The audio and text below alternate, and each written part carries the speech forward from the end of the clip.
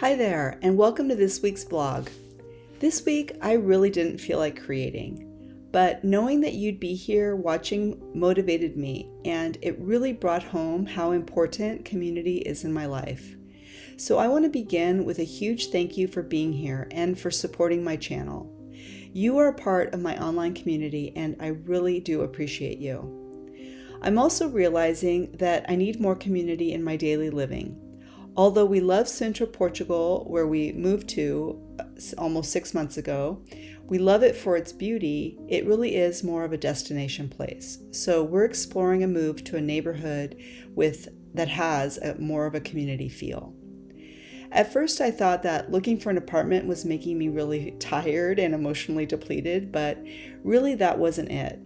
This week's art revealed something more that needed my loving attention.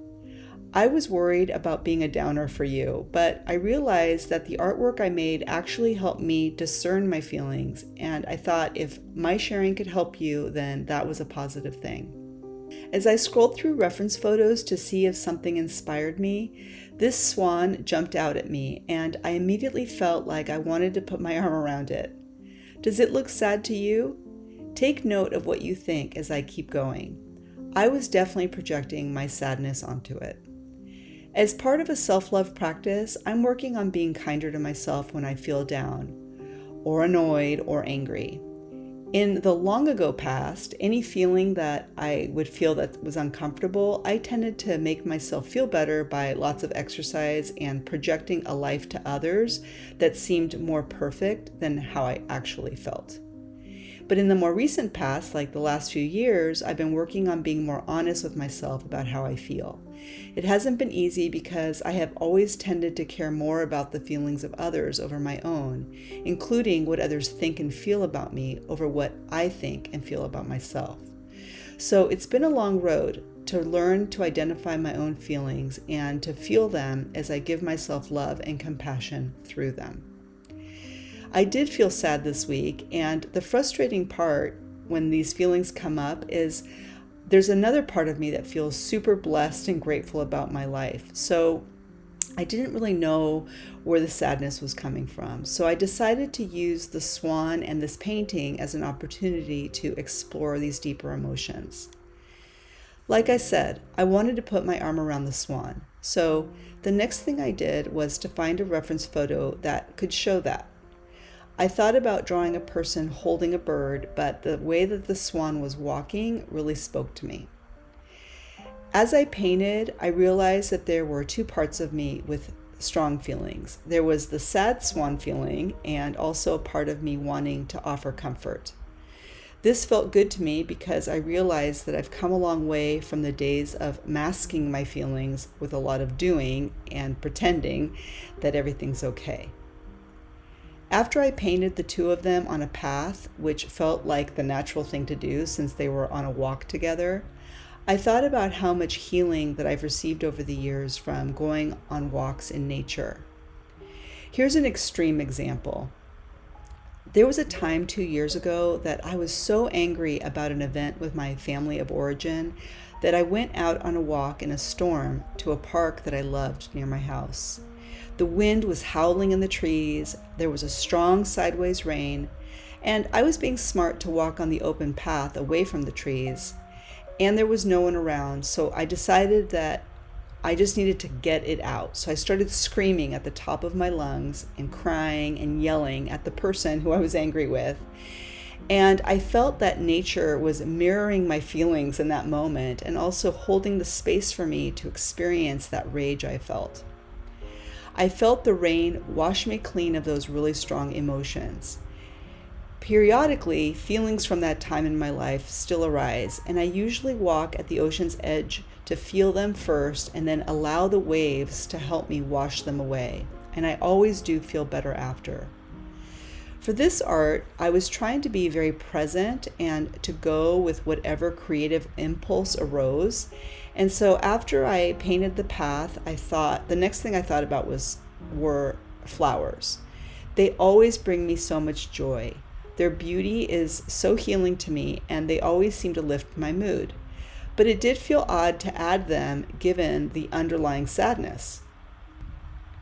If you watch my videos regularly, you know I'm enjoying painting in a looser style, and for this art, I also found myself wanting to be more precise. I felt like there was the perfectionist in me wanted to color in the lines and be more detailed. So I honored the feeling. Sometimes we have to go back in order to go forward. The next thing I wanted to paint was a mountain, and I saw it sort of at the beginning of the path. Here I identified my feeling of tiredness, like I've been climbing a mountain. But it wasn't about the apartment searching. In fact, I made several mountains, and then it hit me what I was so tired of. And it's the feeling of sadness that is continually cropping up, especially when things are going good, and especially when I'm happy. The day that I went to look at apartments, it was a fantastic day. My husband and I saw a neighborhood that we really love. We had a delicious break at a bakery and later lunch in a beautiful small plaza with a fountain, followed by gelatos. Yes, we were tired, but we got home and we napped and we woke up feeling great. It was in the days that followed that the heaviness was there, the sadness. So exploring my feelings in this art helped me see that there's a part of me that likes to insist that she's not happy with what she has. She thinks she's not happy with who she is, that she's not right just as she is. But the truth is, there's a bigger and wiser part of me that is happy with who I am and with what I have.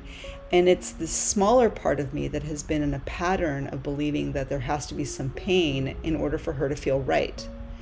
And I say this with so much love in my heart, but she is a bit of an emotional masochist.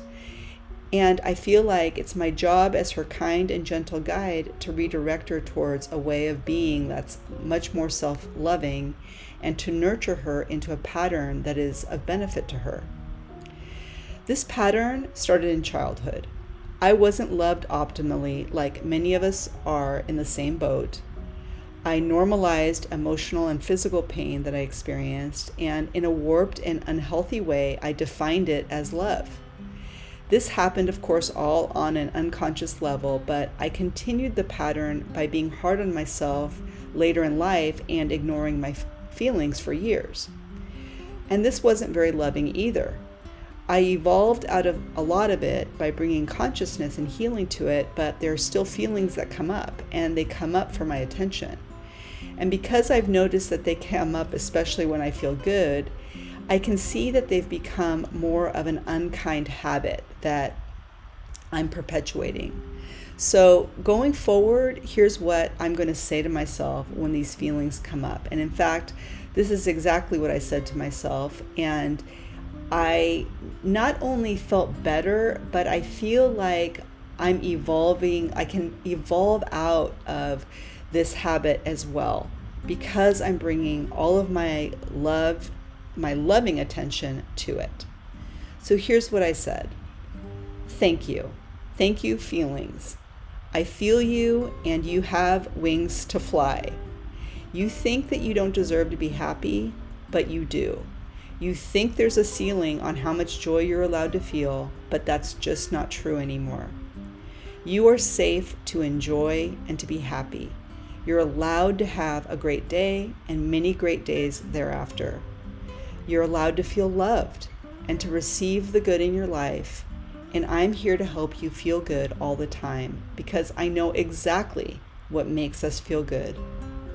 Sometimes what speaks to us as inspiration has a lot to tell us about ourselves. I've been really drawn to childlike art, and this video here talks about that.